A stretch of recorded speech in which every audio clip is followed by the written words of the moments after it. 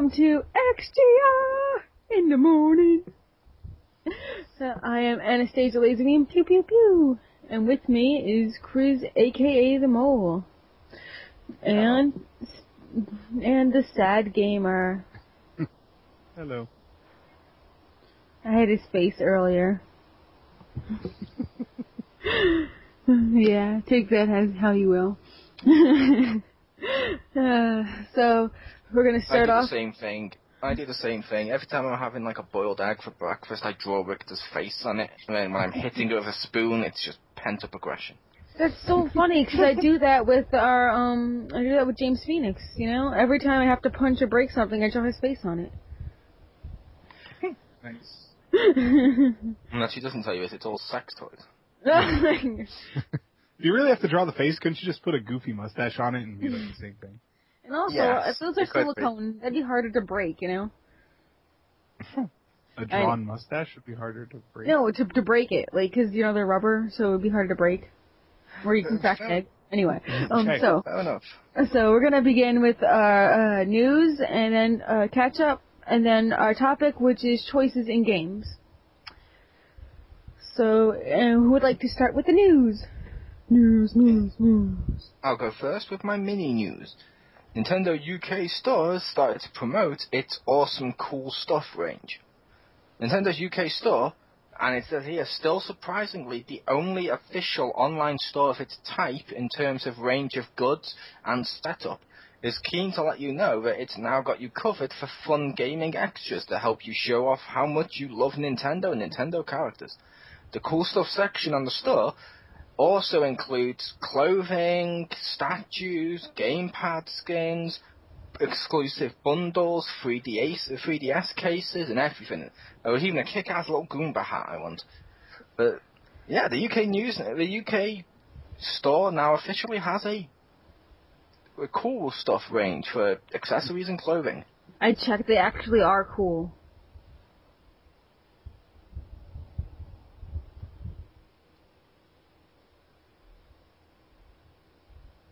That was the end of my news, by the way. Oh, okay. Alright, so, Richter, would you like to tell us your news? Or mini news? Sure, I'll go. Okay, first up, for the, I guess, mini one. Valve has finally pulled a controversial game called Earth 2066 off of its Steam marketplace. Basically, the game was billed as an open-world post-apocalyptic first-person game, but apparently was anything but. So, and it hasn't technically been released. It was in early access where you could play it like before it came out. So if you pre-ordered it, basically, you could play it. But it's apparently really bad, and everyone was mad. So they just took it off, and they're offering refunds of the game's price, which was $19.99, until May 19th. So, yay that they pulled a piece of crap off their service. Nice. Yay! Although I am curious when you say it was meant to be an open world post-apocalyptic first-person game and it was anything but. So that means it was a modern day third-person linear game? Final Fantasy? Maybe it was a collectible card game. I don't know, but I thought PC gamers loved collectible card games. Look at what's happened with World of Warcraft. I'm pretty sure you described Final Fantasy there. Final Fantasy is a modern setting. It's more futuristic. I thought it was in the past. I always thought it was the future with that technology. It's like Star Wars. It's in the past, yet futuristic. What's funny is as Final Fantasies go along, they get more and more futuristic. So like the original ones were very fantasy-based, and then they started getting like robotic armor, and then they started getting all this other stuff, and you're like, well, that's wait a because minute. They heard you like mechs. They're trying to satisfy the Richter. That's true. I didn't understand anything you just said. I said they're trying to I satisfy... understanding. So I was going to agree with it. Yeah, all I heard was it was satisfying Richter. They heard Richter likes mechs, so they're gonna try to satisfy him. They're gonna slowly, make them all in mech suits. Yep. Anyway, so my mini news they're both like equal size. I guess this could be the mini one. Is that Pokemon Omega Ruby and Alpha Sapphire are gonna be like revamped like super much. So, and I never played Ruby or Sapphire, but new one's cool. So I'll like to try out that. It'll give me a chance to like try it out since I never did before, and it'll be even prettier and play better and have a story maybe. So woo! All right. I have to ask, is she breaking up to anyone else? Yes, a little. Okay, because it was like warping in and out for me. Oh wait, what did you hear? We heard it, but it was like...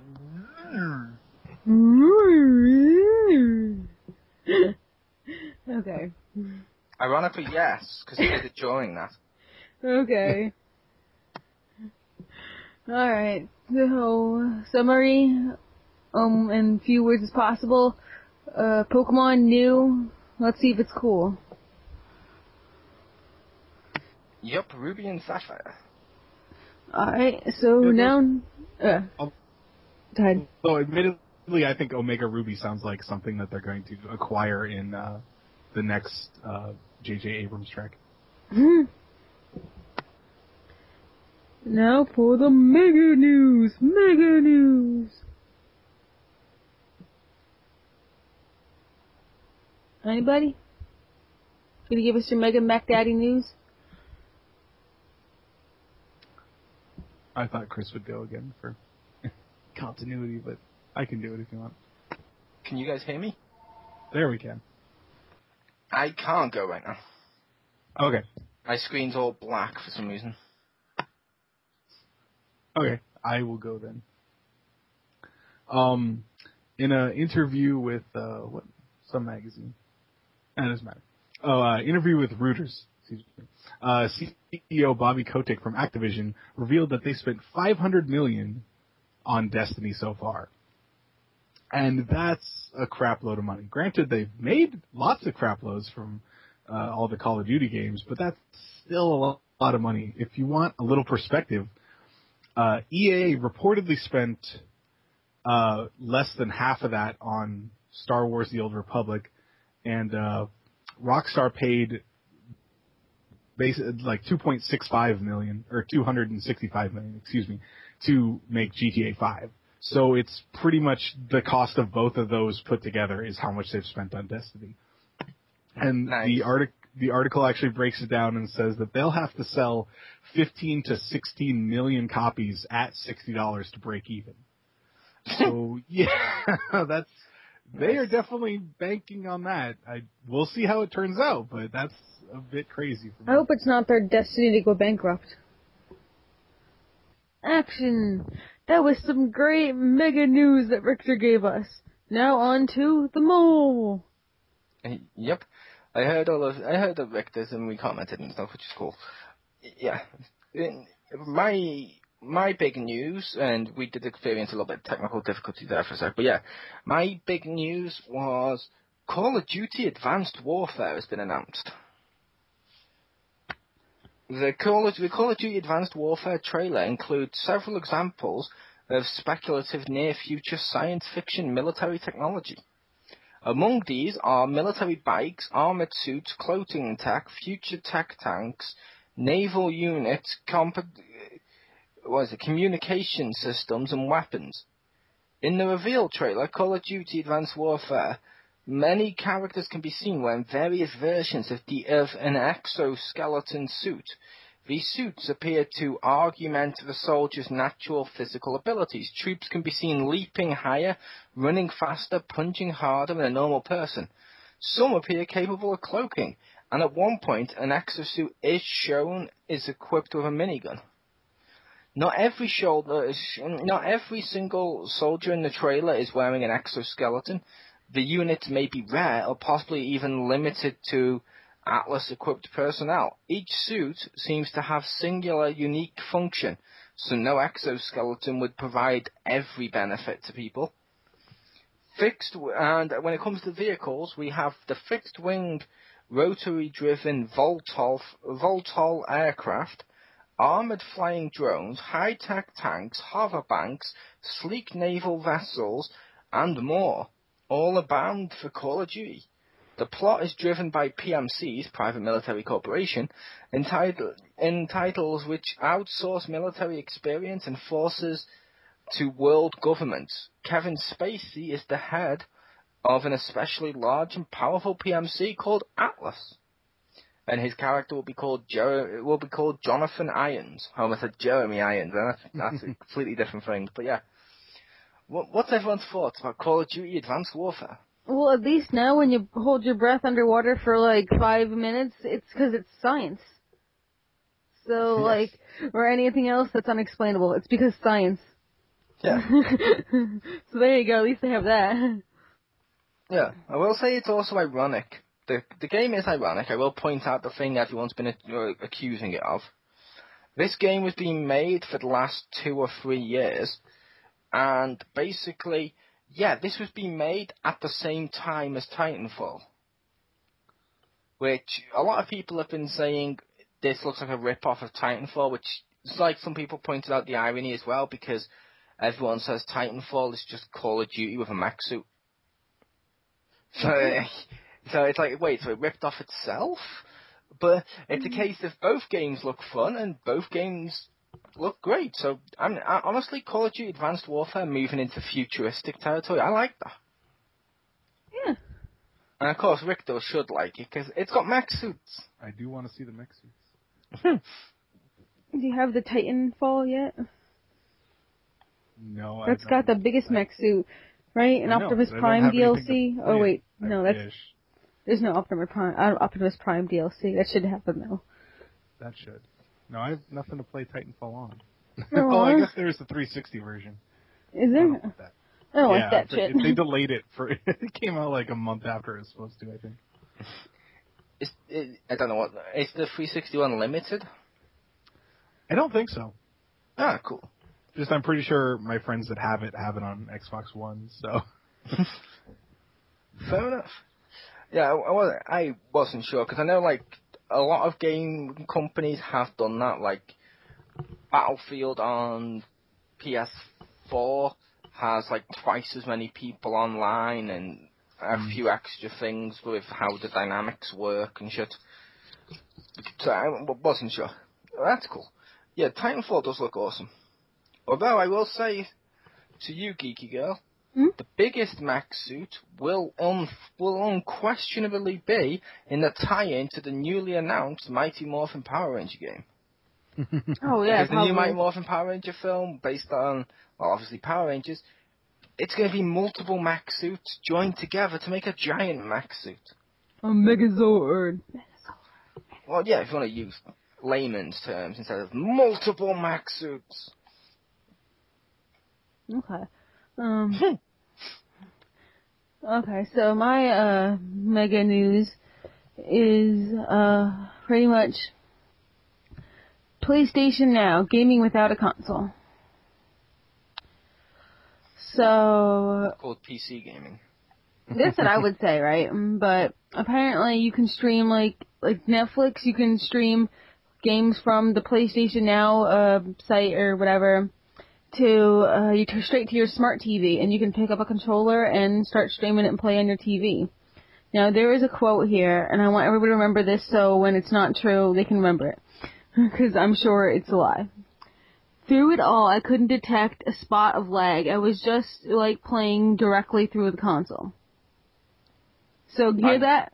There's absolutely no lag. I'm going to say that depends who you're asking.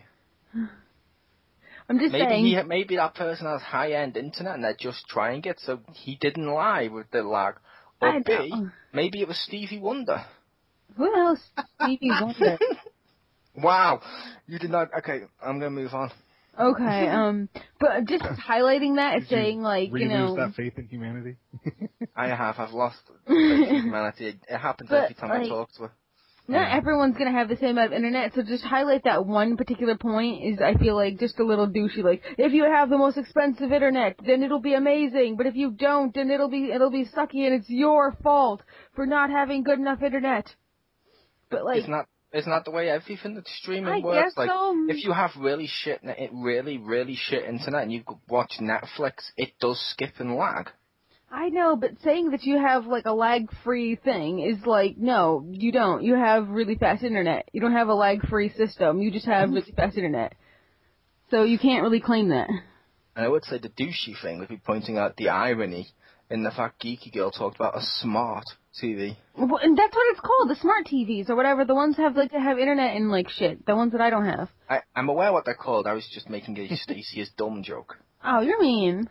Which is more hilarious if you didn't get the joke. You're so mean. Okay, I'm gonna sit and cry now. Later. But basically, like, this will probably be, like I said, impossible for me, because I can do Netflix only on my, only on the console. I can't even do it, like, on my computer. And, imagine if you had, like a big game, like 50 gigs or something. Like, that would just blow my computer up, that'd blow my TV up, probably blow my, like, it'd probably light my house on fire. Yeah, I'm gonna say it's always gonna be better to have the console and buy the game. Just like it's always better to have, like, say, a DVD of, I don't know, Mary Poppins, let's just use that as an example, why the fuck not, than it is to stream Mary Poppins, only because you can guarantee your DVD you're not going to have any lag. However, stuff like Netflix and stuff, they do work for a lot of people, and they're still viable, and that could be a big game changer, no pun intended. Yeah. Of streaming the games, that could be cool. It'd Although be I really... don't want them to stream PS4 games, because that's going to be too much. But the PlayStation Now, it was to stream some PS3 games, I think they said, in 2-in-1, ready for so that you could do it on the PS4 to play PS3. It was their way of backwards compatibility at one point. It would offer 100 games at the start, so, or over 100, at least 100 games. Then you can have it for 1 day, 7 days, and 30 days. So you got your, I guess, what was it? You said the red box for the 1 day, and then you get your 8-day rentals or 7-day for this one, you know, and then the whole regular month thing. So you got a bit of everything there. Yay! Woo! So let's hope it works and stuff. Yay! And 100 games. And they're all going to be Duke Nukem Forever in various languages. I look forward to playing Duke Nukem Forever in Klingon. Oh my god, that's amazing. That needs to be like a thing. I want a YouTube. Yeah, why haven't they had a Star Trek game that has a Klingon language track? That'd be awesome. No, but like, I just want Duke Nukem dubbed in Klingon now. Like, I want to YouTube that and like hope there's something comes up. And even though I know she's in the conversation and can hear us, there will even be a Canadian version of Duke Nukem Forever where it's the exact same lines, but he ends it in A. It's a time to kill A. Oh, and all the vending machines will be replaced with maple syrup vendors, right? Sure. But let's move on to catch up. I think. Yeah. Yeah. Victor went instead of me. Yep. Because I was having technical issues. It's all good. Okay, catch-ups. This week I've played 2 games. Well, I've played more, but I've played 3, but we do 2, like we say. But yes, the 2 I'm going to talk about this week, which is the 2 favourite ones I played, or the 2 highlights, if you will, are both PS2 games remastered. I played Prince of Persia: Sands of Time. I love that game. That game is fucking awesome. The controls, everything on that game just worked. It was brilliant, and the rewind time was fucking hilarious. The twist at the end was brilliant. The story was kind of cool. I went in there expecting, because I had only seen the trailers of Prince of Persia where it showed off him kicking ass, and I've seen the Prince of Persia film, so I didn't know what type of game it was, but when it was like a puzzle platforming adventure with a few beat-em-up segments and stuff, it was fun. I loved that game. I thought Sands of Time was done really well. Which is also ironic, because it's worth pointing out. Last week I mentioned Prince of Persia and said I wanted to play those games. It turns out, on the exact day we filmed, the UK PlayStation Store had a massive sale on Ubisoft games, so I got the 3 PS2 Prince of Persias and the 2 PS3 Prince of Persia, so yay! Woo! The second game I played this week was Kingdom Hearts.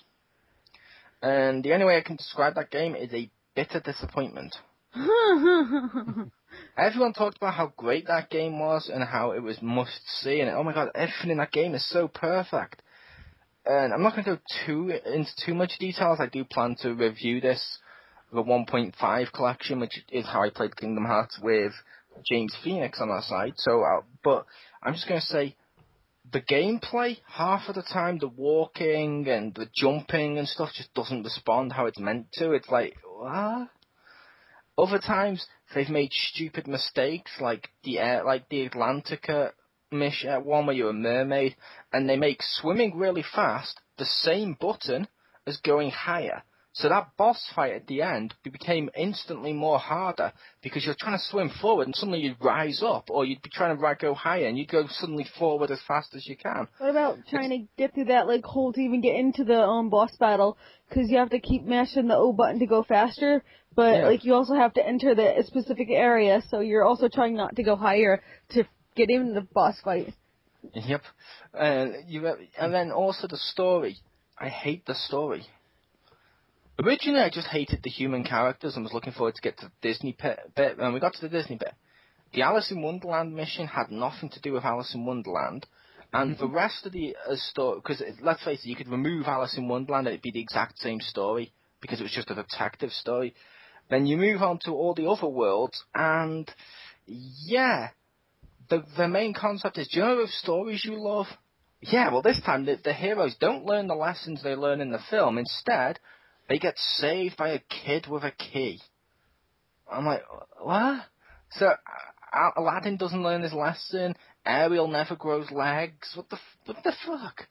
And also, it seems really inconsistent too. Like, we must steal every Disney princess, and then you do the Little Mermaid mission, and there's no sign of fucking Maleficent trying to steal her. She's a princess. I will say, Although I will say one thing I did enjoy I do enjoy the game in some parts. Like, I loved the 100 Acre Wood stuff. At first I didn't like it, but then with how they made Pooh say everyone said goodbye to him, I'm like, why? Why are you making Winnie the Pooh depressed? But when you got further into it, they were pretty fun and they're probably my favourite part. And I also loved the Nightmare Before Christmas level, which that came as a pleasant surprise, because I was looking forward to Alice, Peter Pan, and Nightmare Before Christmas, as I loved those three franchises. Alice was a disappointment, and I was like, oh god. Then I got to Nightmare Before Christmas, and you actually turn into a Tim Burton-style puppet, which kicks ass, and the game was actually kind of cool. And it didn't ruin the film or anything like that as much as the other ones did. So I was like, okay, that's cool, I can get behind that. And I'm still playing that at the moment, and I'm up to Neverland. So hopefully Neverland's good, but I'm not going to hope too much, because out of the two other ones I was looking forward to, one was shit and one was great, so it's 50-50. I just want to warn you that in the second one, they kind of gave up on Ariel. There's no water, whatever it's called, ocean world anymore. It's just, hey, let's enter the water and do quick time events to singing. Yep, that's the world. I'm going to say that's better than shitty swimming control. Yeah. But I just didn't like that they gave up. The other thing I didn't like is the summoning, where you summon Genie. Genie's now free, yet you have to constantly walk around with him in your pocket and summon him. That's not freedom. And the other one of, here comes Simba from The Lion King. You know Simba? Huh? You like The Lion King? Yeah, his world's been destroyed, and he's all that survived, and his heart was so pure that instead of dying with the rest of the people, you got to watch him die, and then turned into a stone, so you can summon him like your African slave. And I'm like, why? Why is this a feature? What the fuck have you done to The Lion King? So far, if I had to rate the two games, Prince of Persia, I'd give it like a 9. And Kingdom Hearts, I'd probably give about 6 or 7 so far. Well, supposedly when, don't you take the stones to the fairy godmother, and the fairy godmother makes them makes them not stones, or no, whoever, makes them not stones, and then they're not necessarily slaves, but they're kind of your buddies that just chill with you? I'm not entirely sure, because like, here's your summoning stone, you still have it in your inventory or something like that, and then it's like, poof, you summon them with it, and I'm like, oh. I don't think they're in the stone. I think you just hold it up and they go, hey, you need me. Okay, I'll help you out. Yeah, which it doesn't work. Like, I'm sorry, the story of Aladdin did not need for Aladdin to become really depressed at the end, and it also didn't need for Jafar to not be tricked by Aladdin, because most of the story was Aladdin didn't need to pretend to be a prince. His streetwise and who he was awesome. In this game, who he was, you don't really give a shit. You're all that matters. And Jafar actually said, I want to become an all-powerful genie on his own accord. It's like, oh, no, he was meant to be tricked. Oh. Yeah. But like I said, that was mine. And I also didn't like the creation of ships, or the fact it doesn't tell you where to go in the game or what to do. Basically, the only way this game functions and the only way people seem to be able to complete this game is with the guide. Like, I spoke to Jim, I spoke to Stacy, and I spoke to Simon, and I spoke to other people as well that all have the game. Everyone I know that's played Kingdom Hearts, the only way they've beat it is with the strategy guide. And It seems like the game is built to make you want the strategy guide in order to beat the game, and I'm like, I don't like that. I would agree with that, because I have the strategy guide, and I've never not used it. Yeah. And I've got all the pages for 100 Acre Woods, except for the one for the Dalmatians. But yes, over to Richter for his catch-up. Sure. All right. First game I played this week, much to the chagrin of Laserbeam over there. I played some of the Tales of the Abyss on 3DS. And is that a TNA spin-off? Yes. No, it's a new form of torture. It's like the Mortal Kombat Sub-Zero game, and you only play as Abyss. You mean Abysmal? It's like, let's make another game with Titus in it, because we loved him so much. I don't know which one was first, but, you know. Yeah, I was just making a joke because there's a TNA guy called Abyss. I'm sorry, you were playing Tales of Abyss, Richter. Yeah. Oh, now I'm trying to remember which came first. Damn you, Stacy. Yeah, so far it's okay. It definitely looks like a PS2 game. I don't know. I see it and I'm like, the 3D looks kind of nice, but it looks so blocky. Maybe it's because I play too much Vita. But so far it's okay. It's kind of weird just because Luke, besides being whiny, starts with weird techniques. I'm not that far in it.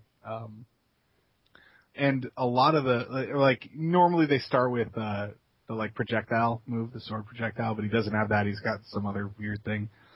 And a lot of the plot is really confusing me because the girl, Tyr, comes to kill his sword master, the guy that's teaching Luke how to fight. And it's like, oh, she's an oracle, and so's the teacher, and the oracle knights protect this guy, but then you meet another oracle knight later and the guy they're supposed to protect, and then they arrest you. And I'm like, but I thought she's one of them, and I don't know. And they keep throwing around all these locations and stuff, and I'm like, what is this, Game of Thrones? They just throw out names and expect me to remember where all this Don't forget the hole in the ground and the secret order and the blah, blah, blah, blah, and the this and that, and the knighthood of no one gives a shit, and yeah. I'm not even to that point yet. And it's already, I'm like, I don't even know what's going on. Don't worry, it'll all start to not make sense pretty soon. Yeah, well, that's another thing. I actually know some of the plot because my wife's already played through it on the PS2 one almost twice. So I know, some of the, spoiler stuff, but even with that, I can't fit in what what I'm supposed to know at this point. And I'm like, I don't see it all fits. Because your wife played the game and understood it, please tell me you do the really funny, hilarious, cliched thing to do to someone if you don't know what's going on. Uh-huh. Did you constantly, when you were playing it, turn to your wife, pause, and go, okay, who's that? Okay, what's their motivation? Why am I doing this?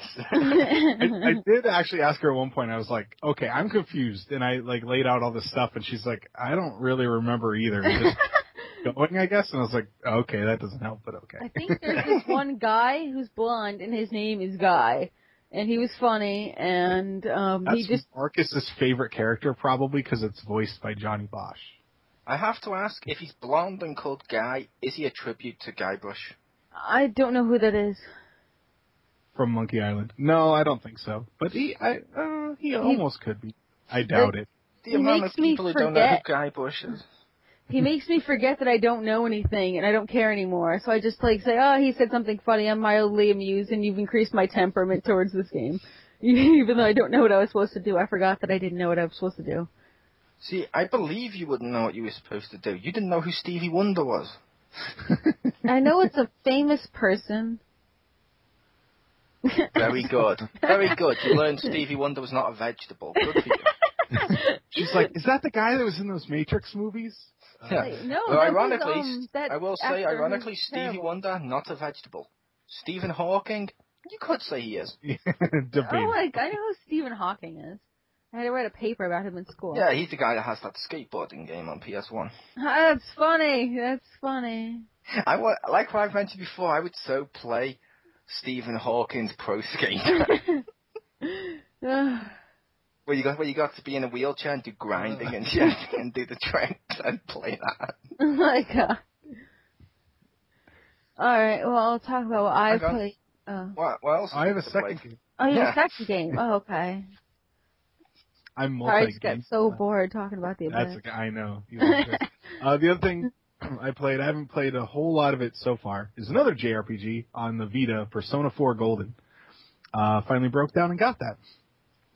And it's definitely a JRPG because I had one battle in the first hour and a half of playing the game, and it was one of those like scripted battles of like, oh look, you hit him twice, and then oh you can't hit him, and I'm like, so I think I'm finally in the first dungeon now, but it's just I was just laughing that it took me like an hour and a half to get to where I actually could fight stuff, and it was actually starting me playing the game rather than just hitting X and reading. I'm just going to say to you, Rick, you're not impressing anyone with your JRPGs. Even I played one this week. I know. Even though technically I wouldn't really count Kingdom Hearts as a JRPG. I count it more as a WJRPG. I downloaded a JRPG, which I'll play like on the weekend. Oh, cool. And how is Tentacle Rape 2? Nino That Kunai. was really... Nino Kunai, I'm decided not to play that, but thanks for asking. Because there is tentacles and vaginas in that game, so I felt like that was the closest thing there. There's tentacles in Kingdom Hearts too. There's not tentacle rape in Kingdom Hearts, though. I like to think that's what Ursula did to Ariel. That's fucking hot. That's interesting. Sure, why not? 2 fish, 1 net. Now, what did you download? Now I'm curious. Oh, the Tales of Symphonia Chronicles. It was like $10 because it was a Japanese sale. I'm shaking my fist at the collector's edition that I had to order. It was much more than 10. I will also say, since we mentioned Monkey Island a second ago, I'm not going to talk about it too much, and I will just link it to Rick at the end. Do you remember Buffy the Vampire Slayer, Rick? Yes. Someone's made awesome concept art, which I'll have to link you to. It's on Eurogamer for those people out there that are curious, where someone's taken Buffy the Vampire Slayer and they've made concept art about a point-and-click LucasArts style adventure game. And I'm like, yes, I would fucking buy that in a heartbeat. Nice. Now, it's your 2 games. Yep. Okay. So, yeah, didn't play the... We didn't ask what you didn't play, we asked what you did. Okay, I just couldn't remember the name for a second. We need to do that one week. Yeah. We catch up to games we didn't play. It's actually, not only did I not only did I didn't play it, but I've never actually ever played it. So, yeah, but what I actually did play was, what did I play? See, I'm almost tempted to report Stacy to immigration, even though she's not an illegal immigrant. But I'd love it if they're like, okay, you're going to take the immigrants test. Oh my God! Can you name me all 52 states? Well, I can tell you places that aren't in America: Spain, Jamaica. It's not easy to do that. I've actually had friends who had to do that, and they kept telling me about stuff they had to study for. And I'm like, I don't even know that shit. Like, I'm surprised you all let it go. They also said 52 states. I know. Right? Oh my God! Yeah, I was waiting for one of you to. I was waiting for it to crack that. Oh my God! I didn't even notice. It's funnier though. I remember like those old jaywalking segments on the Tonight Show. Where Yeah. He'd be like, "Can you name all 7 planets in our solar system?" And they'd be like, "Oh, well, let's see here." Yeah, I was waiting for it to actually say, but there's not 52 states. You're trying to trick me. But no, she actually fell for it, which is more hilarious. I didn't fall for it. I just didn't notice that you said 52. She's like, "We stole Puerto Rico. That's like 2 of them, Puerto and Rico." Well, technically, New York's a they state. like Old York must be too, right? Anyway, for games I did play, my eyes. Anyway. You played my eyes. What No, console I was that just on? no, I just got The Oculus Rift? No, oh god, no. But for stuff I did play I played more Dragon Age, so that's fun. Whoop whoop. So I pretty much Cool. almost completed it, and my game hasn't corrupted or anything, so I'm very glad of that. And also I've been playing more Bravely Default, and pretty much there's the merchant class for people. So I wanted to see if you have the merchant class and you're fighting, you kind of just attack people with your like overly prissiness with money. It's like the Simon class, pretty much. You just whack people with your cane and make them give you money. So and I'm going to be a dick and just turn around and say to you, if you were worried about it corrupting due to the DLC and stuff, and you didn't play Dragon Age, you played Dragon Age 2. yeah. Oh yeah. Okay. Did you drop the mic too? I would, but it's part of my head, so I just lowered my head. Boom. Bend to the Drop the side. head.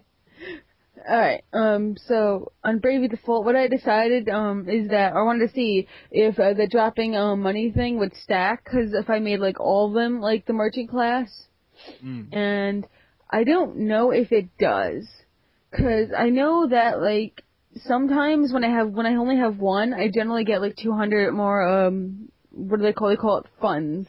They don't even call it gold or anything. They just call it funds. Wow. They really do. I thought it was funny. It's this many funds. And I'm like, okay. At least that's better than money spelt the way Kingdom Hearts did. Oh, with the U. Yeah, like, I get it, like Jim says, how Winnie the Pooh spells honey. I'm like, that's cool, but I'm not playing with Winnie the fucking Pooh. Winnie the Pooh is not an investment banker. But yeah, so, but see, like, so if you have one person, you get like 200 funds, but if you have like 4 people, and I think it matters whether they, stay alive at the end or not, I'm not sure, but it ranges from like 1,000 gold per battle to like 400 per battle. It really varies, like, a whole lot when I had like all 4 people there. Like, 'cause sometimes it'd be like, oh, what the hell, I only got like 300, and other times it'd be like, yeah, you just got 2,000 from that one battle. I'm like, what the hell, 2 people were dead, like, seriously, like, how did that work? So, I don't know, I think it increases the chance of you getting higher money, but it's really random with the other 2 people, or whatever. So, but, like, you need money so bad in this game, everything's so effing expensive, it's ridiculous, what the hell, like, the economy is shit in here, man. Like, It was kind of like that in the demo. He wasn't just described the world at the moment. no, I mean, like, in the game, though, like, it's like, I need, like, all the new armor and stuff, like, every single time, and then what you need is, because you're constantly changing classes, you're gonna need, like, you can't, like, sell your old stuff, you have to have, like, all the armor. So I have, like, 4 frickin' stabs or whatever, so in case I change them back to mages, or whatever, because if you change your class, you immediately completely 100% suck at the weapon you're using. Like, you don't even, like, you just, like, lose the ability of how to use that weapon. Cause I was, like, cause I changed my person to, like, a merchant or whatever, and I'm like, okay, she's got this badass sword and shield, okay? Sword and shield does 1 damage. I'm like, what the hell? You just did, like, 1,000 some damage, like, yeah, right before. And I'm like, nope, you forgot how to use your sword. And I'm like, no, what? So now I'm pretty much saving up so I can have 4 of, like, every single weapon, and some of them are 2-handed, so I need 8 of them. So, like, Yep. so it's crazy. And speaking of needing more funds and stuff, I will say to anyone listening to our little XGR, if you're a gamer and stuff like that and you have this on your PC, I have a challenge for everyone. Get to the PS3/PS4 era of video gaming, and I want you to make a first-person shooter based on science fiction like Destiny, and I want you to put 500k into it and see if you make your money back. We'll call it a simulation. Yeah, so pretty much all I've been doing is just grinding and leveling up and getting money. Like, my freaking money class is gonna be, like, the highest thing, probably, just because I need it all. Nice. Yeah. So now, topic? Oh, yeah, so now it's the topic of choice in games. Alright, so let's talk about one game where there is like a whole lot of choice, the Telltale series. I know Mole has played a lot of these lately, so would you like to go on about that? You probably had the game with the most significant amount of choice in it. And they have a lot of choice in it, yeah, but some of it's not that good. Which that go into what I would say with this as well, with get choices in games is I hate choices, and this isn't necessarily the Telltale ones, I hate choices that don't actually do anything. Like the X-Men, what the fuck was that called? X-Men Destiny or X-Men something? Destiny. Yeah, where every choice you made fucking didn't matter until the end. It didn't. It just branched slightly. I don't even mind if it's like Sonic the Hedgehog Dark Chronicles or the Brotherhood of Dark Chronicles on DS made by BioWare, where okay, it didn't affect the story, fair enough, but at least it affected the way characters spoke to you. At least it affected something. At least let our choices affect something. I don't want choices that mean fuck all, like you're just doing them for the sake of them. I would totally agree. Because there's sometimes like choices in games where, like, I don't know, Mass Effect 1, sometimes you like choose something, you want to say something, but then they'll say like something along the lines of that, but like, I want to say that exact line. Like, I don't want to say like, you know, something like that. Because you don't know what you're going into. And I feel like you can be deceived like a whole lot. And sometimes you choose something and the game says, oh, I guess I can't do that, you know? You can purposely like...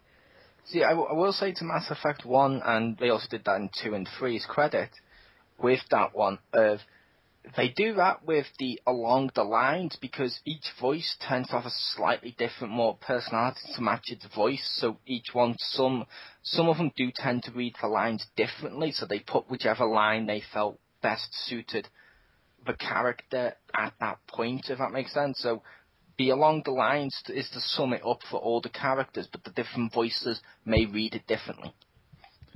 Wasn't there like somebody made like a comic or an animation making fun of that, where like the choices, it was like, oh, hello, and it's like, hello, or like, oh, I've got to go, and the guy's like, oh, hello, and the guy's like, hello, asshole, and they like punch the guy, and they're like, that's not what I picked, and they're like screaming at the TV. That'd be awesome. Hello. Sometimes hello, asshole.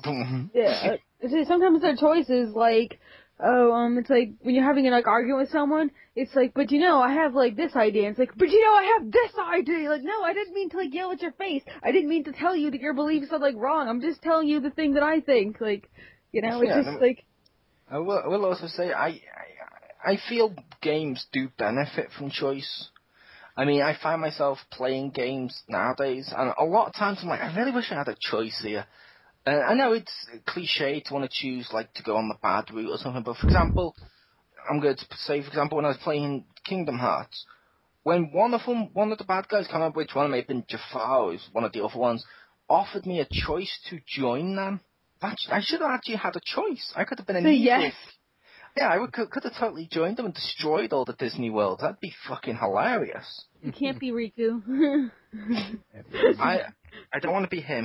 I don't want to be him. He's just poor man Sephiroth. But I wouldn't mind a choice. Like, okay, I've now chose to join the bad guys. So when I go to Ariel's world, I'm helping Ursula, and I get a boss fight against what's his name, Trident, or whatever the fuck his name was. I'd like to harpoon Ariel. That'd be really awesome. That's kind of my life. I'd like to harpoon her too, if you know what I mean. Yeah, I was gonna say, I'd like to harpoon her. One of us had to do it, Rick. Yeah. I kind of meant like through the chest and you were reading my 15-year-old's mind. I meant kind of through the chest and roasted alive and then eaten. Sure. We did too. or possibly, her corpse will be hung on a boat like an ornament, and then people can sail around with it. Yeah. To be fair, me and Rick did both do that after sex. We were both thinking that exact same thing. It's something with chest and hung. That's right. Oh. Close enough. But like the choices that I really do like, that are like a whole lot of frickin' choices, or what was it? Well, first of all, Dragon Age. That's got like a million fucking things that I haven't even freaking played yet, and I've already beat it like 4 times, and I still haven't gotten all the things. And like that makes me really have a lot of replayability because there's so many choices and options and origins, and like so I really like that. Yeah, Origins have more choices than Dragon Age 2 based on the different origins. However, overall they had about the same amount of choices as Mass Effect. You got the choices of what you can say, and only a few of them are actually going to split the story. Yeah. But I do love that with the BioWare games. I love the BioWare choices. That's why I say, I know people may disagree and stuff, but for me personally, on a personal level, BioWare makes the best RPGs. Like, playing Knights of the Old Republic 1, I fucking loved going through and doing all the different choices. Like, yeah, I'm going to be a Sith, yeah. I tried. And they also did something with with Knights of the Old Republic 1. I fucking loved, and I wish the other games had done that. Where the other BioWare games had done that. With Knights of the Old Republic 1, if you beat it as a good guy and a bad guy, either way, you can go good, bad, then bad, good, either way. And then the third time you play through it, the dialogue's completely, a lot of the dialogue is completely different because they've now inserted just random Star Wars quotes and heads up for the fans. Because, like, okay, only the diehard Star Wars fans probably would have played this multiple times. Let's give them something. And I like that. They should have done that with Dragon Age. Like, when you beat it as good and then you beat it as bad, you go through it a third time, and now it's like what if mode that there's more crazy shit for the fans and stuff. That'd be awesome. I would like that. But I'm really super jelly again because you freaking mentioned Knights of the Old Republic, which I got on Steam, but I can't play it, and I don't have an Xbox Live or an Xbox that can connect to the internet. So I can't play it, at least not until I have $100, $200, $400 Steam machine. First world problems. Yeah, that's what my sister always says. Or go down to the Goodwill and you could probably find an original Xbox for like $10. And that'll play KOTOR 1. I guess. Yeah, that involves work. Yeah, that's true. That's looking. Specifically in KOTOR 1, one of the choices I liked was there was one of the quests where there were 2 feuding families, so it was like Romeo and Juliet. And throughout the dialogue, there was the normal resolutions, like there was one where, you could make them all happy. There was one where you could tell them to run away. But one of my favorites was just replaying that one and just dicking around with all the different options. One combination that I got to that I loved was where you'd get them to all kill each other. And I did that, and I just started laughing, and I'm like, that's so great. Like, there's, like, I mean, in the overall scheme, that particular mission doesn't affect a whole lot. But I like that there was different resolutions of like, oh, there was a good one, there was a bad one, there was like kind of a middle one, there was a cop-out one, and then there was one of like, screw it, chaos. And I'm like, that's awesome. I love that. That reminds me of the Dragon Age one I loved. The Dragon Age choice where my friend, when I was a mage, I'm in the mage place, and he's like, yeah, whatever you do, don't tell the guy about me, please. And you're like, okay, I won't tell him. I promise you and your love will get out of here alive. You step out the door and like, what's going on here? He did it. Totally him. He's running away with his girlfriend. Totally him. And he's like, what the hell? You betrayed me. I didn't do anything. I did what was right by law. And part of me's thinking, I did, and I know my character would believe that. That's the reason I made that choice, because the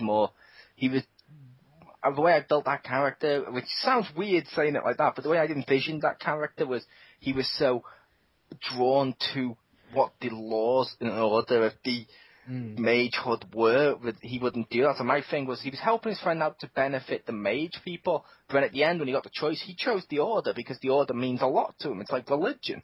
And I love the fact that goes into what I love with like I mentioned with the BioWare games and stuff. I love, like, you can have a clear-cut idea in your mind of what type of character you want to make. And even if it's not technically a staple of the series, you can make your character's choices and stuff, and that adds more role-playing to these role-playing games. At least that's my honest take with that. Although there is one small thing I wish they would do more of on Dragon Age, Mass Effect, and all the BioWare games, and most games where you get to go in 2 different paths. I want a third path. Because you get good, you get evil, but what about neutral? What about if you're like a complete neutral guy? Like, let's face it, like, Boba Fett in Star Wars isn't evil. He's not good. He's just neutral because he does what he needs to survive. Why can't we make characters like that as well, instead of having to be either... on some of them, you have to be completely cartoon good guy. I'm Superman. Or you have to be a complete villain of, I've blown up a planet. You want like where's Super the middle Jesus. ground? Where's the middle ground? Like, Jolie Bindo. Whenever I was playing Fallout, I'd either be Super Jesus or like the super devil that has the jar of marmalade that makes you commit adultery. Like, you know, like that's how like it would be. Like, it would show you as like your icon is literally when it shows you your morality because it has a picture to display it, and it would just show Jesus, boom. Or you're just this evil dick with a smile, and you have like a little like devil goatee, and like. Yeah.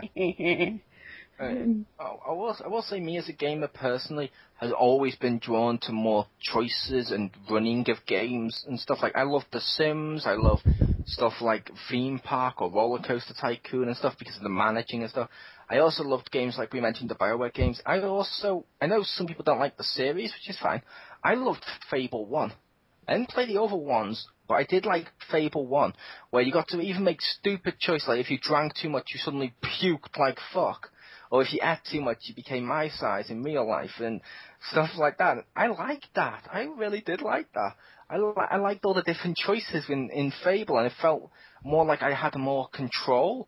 Therefore, I related better to the character, if that makes any sort of sense. Oh, that just makes me, like, I only got to play Fable 3, where I got to do fetch quests all the time. Hey, fetch this thing, I love you now, because you got this thing for me, yay! I'm like, oh, okay. Stay away from me. Like, like that's like the stupid choices I got. Like, hey, would you like to save all these orphans, or can I eat the orphans? I'm like, what? You know what? There are too many orphans here. Like, yeah, it's like when you mentioned the Telltale games. I loved looking at the choices you've made at the end of them and see who's made choices with you and stuff. Some of them, like I said, some choices are insignificant in the grand scheme and stuff. But there is certain ones, like, I'm going to have to give a spoiler here just because this one's awesome. But to be fair, when we talk about choices, it's going to happen eventually. But playing The Wolf Among Us, there was one of the Tweedles, basically Tweedledee and Tweedledum, had been a dick to me all the way through the game. So when I got to harass him inside the prison cell, I was a complete badass. I was like fucking brutalizing him in there. Then that made him hate me more. Then at the end of the last episode that just came out, he came at me with a shotgun. I turned into the wolf, grabbed him against the wall, and I had a choice: kill him or let him go. And I chose to kill him. Most people in those games, I will say, I have let go. Like Beast, that was nice, and I let Beast go and stuff like that. The Tweedle, I killed him in the next. I thought, well, fuck, he's been a complete dick to me. He's always in the way of what I'm doing. Fuck it. Just give in to the anger in that one moment. And when you do it in that one moment, and you see the blood and stuff, and you see the reaction of the other characters, you do somewhat feel guilty, and that's an amazing thing. It's not the game that's made me feel the most guilty, though, but it's up there. what's the game that's made me feel the most guilty? I can't remember which one, but one of the God of War games, where you beat Zeus, and when you beat him at the end of the game, it says press circle to hit him. Boom, and it says press circle to hit him, and you keep pressing it until basically the screen squirts with blood. And you do it until your finger goes numb, basically. Like, oh, fuck, why isn't this working? Then when you stop pressing that circle button, I think it was circle, but when you stop pressing the button, you then realise he's been dead this whole time, and it was up to you how long you punched him. And I'm like, oh my god, I kind of feel guilty for just wailing on this corpse for the last 5 minutes or so. I'll be honest, when I played that game, that fight kept glitching out on me, so I didn't feel guilty. he tried to live. He cheated death several times by glitching out his own fight. So no, I was glad to beat his face. Yeah, I mean, definitely glad to kill him. It was just more of I've just been spending 5 minutes of my life wailing on a fictional character for no reason. It kind of made me feel like, oh, I'm kind of a bad person here. Finish him. You've spent that much time beating on Lego Jar Jar. I have. Yeah. Okay. Just like I'll also admit, I also like to take a lightsaber and cut off all of C-3PO's limbs except for his last leg and watch him hop around. Oh my god. It's amazing, because if you hit the last limb off, he then dies and then all of them come back. But if you chop off his arms and then one of his legs, he just hops on one leg behind you, follows you, and slower too. Yeah, he's slow, and he still has, during the things when he's looking at you and stuff, he's still looking at you in the way that basically says, "Oh, how may I help you, master?" And it's like, wow, oh yeah, that makes me feel powerful. Oh my gosh. That is really angry. I think one of the things that you both touch on that I don't like with choices are when they're like ridiculously black and white. Because like Will said, I like the neutral, and especially in KOTOR 1, I picked a lot of the neutral stuff. I always tried to stay in the middle there. But, like I think Infamous is pretty bad about it, and some of the King decisions in like Fable 3 were like ridiculous, where it was like, oh, do you want to feed orphans or do you want to make them work in a mine? And you're like, why are those the choices? And those were so annoying that I loved it in Saints Row 4. Like right after the first mission, they completely parody that, and they're just like, oh, do you want to cure world hunger or end cancer? And it's just like, that's funny. Yeah, that is funny. You can only do one. Yeah. And they're both positive too, which is amazing. And I will say with your choices, you mentioned about the mines and the orphans. Mm-hmm. Isn't there a middle ground where you can feed the orphans, then put them down a mine so they'll work longer? So, not the Fable 3. Well, I really like... I was just agreeing with Victor. Like I mentioned, I like the choices, and I like it when there's... Okay, it's a bit good, or and I like it when there's multiple choices. Like this one's very good, this one's a little good, this one's more neutral and stuff.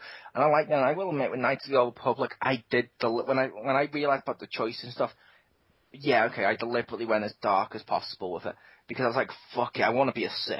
I want that red lightsaber because I've always liked the bad guys more in Star Wars, and I'm like, I want to be a Sith. Fuck it, give me my red lightsaber. I want to be Darth Maul.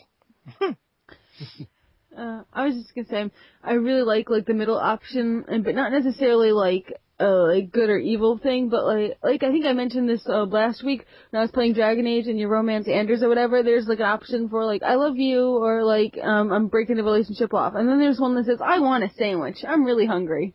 Like, I'm not like I want to say something non-committal, not even kind of irrelevant, just a completely like random option. Doesn't even have anything to do with that. My ADD option, like that would best represent me. I will say a game that I felt could have done better with its choices, because it did really poorly, was Spider-Man Web of Shadows, I think it was. Because the choices didn't seem to really affect that much, and yeah, okay, they kind of gave you different endings, but they were so close together-ish, or one was clearly canon and one clearly wasn't. But it's like, you know what I mean? I kind of wish they'd actually made me constantly choose with Spider-Man. That would have been awesome. It's like, I wish that you could do that with some of the Arkham games too. Like, choose, like, if you're Batman, let's say you're Batman, insert I'm Batman. But yeah, let's just pretend you're Batman. I'd love it if you actually got to choose whether or not you want to do this detective and stealthy, or if you want to go in there not guns blazing, but if you want to go in there punches flying, that'd be awesome. What if you had to like choose who to save? Like, oh no, help me! I'm hanging off a cliff. Or, oh no, my baby's rolling down a hill. Like, which one are you gonna get? Well, it depends. The person dying, if one of the people dying got big breasts, because I'd save her first. Well, one of them's a baby, so I don't think it would have big breasts. No, but the mama might, and I could see it breastfeed. Oh, what if it's just a dad taking care of a child? Then the dad can save his own baby. Or not have one. Either way, he wins. Hey, single fathers are great. Look at Milhouse's dad. Everything's coming up. Did you just say who's Milhouse? I know it's on The Simpsons, but I don't remember his dad. Really, Oh, fair enough. I know it's on The Simpsons, but was his dad negligent or something? His dad, after they got divorced, is basically a parody of Weekend Dads. and also loser dads. Oh. Because, like, he'll show up, he'll be like, okay, I need to borrow, like, $1, and okay, son, here you go. And he tries his best, to his credit. He's just so pathetic, he can't do it right. Oh. I did love one of the Halloween ones with him where they mentioned, right as he died, he goes, but did you see something? Did you see I actually had the money? Did you see? And he dies, and that's what he's concerned about. But yeah, the choices like that matter, and stuff like that, but they were more the moral choices. Other choices in games I wish would affect it more would be costumes and stuff, like I mentioned before now. Oh, that'd be cool. For example, who's here played Spider-Man the movie on PS2? The first Spider-Man one with Green Goblin and stuff. I don't think so, but I may have. I played some. Fair enough. They did something on that which I haven't seen in a game since. They had an alternate costume you could unlock of the Alex Ross Spider-Man. When you wore that, it changed the design of Green Goblin to be Alex Ross's Spider-Man. Or Alex Ross's Green Goblin, I should say. Which basically, I wish more games would do that. Like, if I'm playing Batman Arkham and I'm playing in the animated series costume, why don't the villains look like the animated series villains? You know, make the worlds match the costumes. That'd be fun as fuck.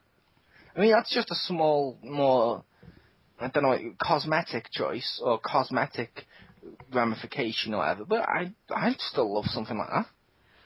Or when I was playing in Awakening, and I made all my characters run around naked in the Chandra, I was hoping at least someone would say something about that, you know? But nobody mentioned it at all. I mean, all my characters running around naked in a church. The only reason I did it, because this lady was already shaking, she looked scared, so I thought it'd be funny if I made her more scared.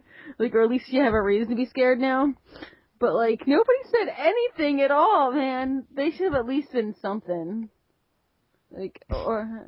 I will say in one of the Chantry missions I did enjoy with Dragon Age when you mentioned stuff like that was, I did love the one in the church where the nuns does it and you just go, give it me now, I'm going to kill you, basically. And one of your companions actually says, we're threatening nuns now? And you actually got a choice to say, yes, back off, or... yeah, okay, sorry. And then it puts you back on the right path, which was kind of fucking awesome. And yes, I did choose to threaten a nun, and I'll admit I did apologise for it afterwards. The character that was offended, I was actually trying to be nice to get a fictitious relationship with, but I was like, okay, fine, I need to sleep with this woman, I'm sorry, nun. Wait, I'm pretty sure Morgan will be okay with that. I tried multiple different relationships when I played the Dragon Age games. Oh, okay, so Lilian probably would be okay with it. Yeah, because one of them was definitely like, you shouldn't do that. Now I want to play it again as like an evil character. I will say that Morgana, however the fuck you meant to pronounce her name, she is my favourite love interest in those games, and glad she's back for the third one. Woo! Hopefully it reads my Grey Warden, and hopefully he's still with her, and hopefully she explains what's happened to my Grey Warden baby. They had 50 Shades of Grey Warden? Yeah. And then we're gonna have her god creature, I don't know. But how about you, Rick? Is there any other areas, like I mentioned with the cosmetic stuff, is there any other cosmetic changes or anything like that you'd like, or minor ones that aren't necessarily moral choices?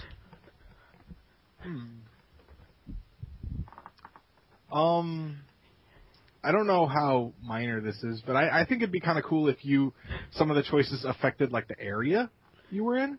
Like, let's say you were in a forest and you used a lot of fire spells, you would, like, slowly burn away trees and be less of a forest, if that makes sense. I'm going to say yes to that, which I would count as a cosmetic one, which isn't, like, the main plot, which, yeah, that'd be awesome. It's like, I'll admit that's one of the things I loved with, what the hell was it now, Epic Mickey?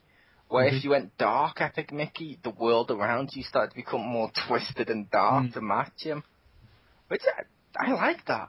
More things should do that. Like, if I'm dark on, like, say, Old Republic and I'm, like, full-on Sith, the world should be affected. Come on, some of these people actually liked me. I helped them out. They should be rising up.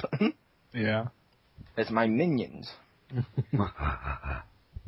Alright, anyone have any lasting remarks before we wrap it up?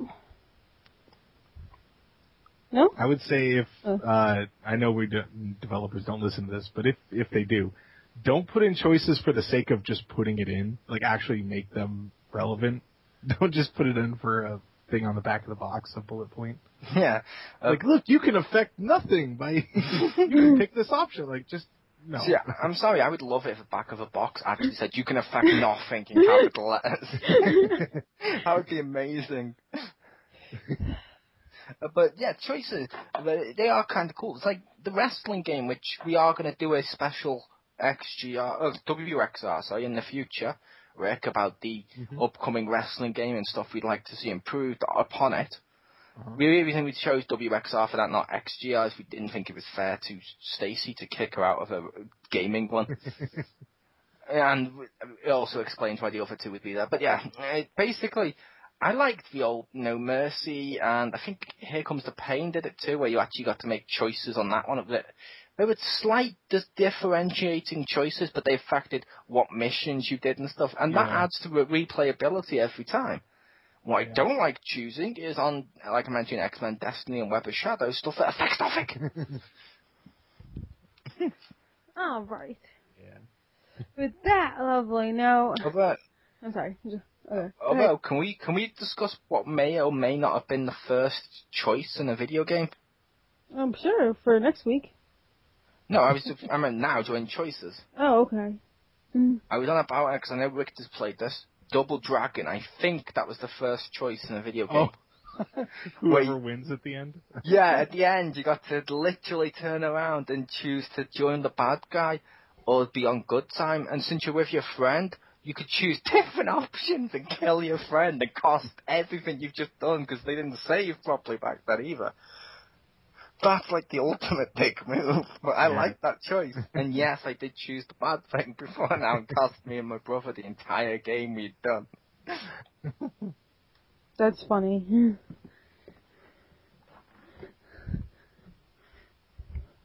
Not sure if you played that or not, Kikyo.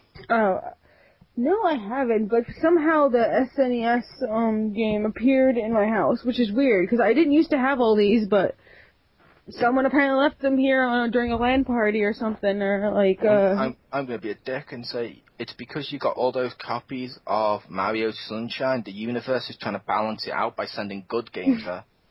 I guess so, but like, seriously, I'm just finding games here when I'm cleaning up, and like, where did this come from, you know? It's like when I freaking close my closet that I don't say, okay, I'll wear it, but I don't know where it came from. Wait, you're cleaning up, and you just found SNES games? Yeah. How fucking long have you not cleaned up for?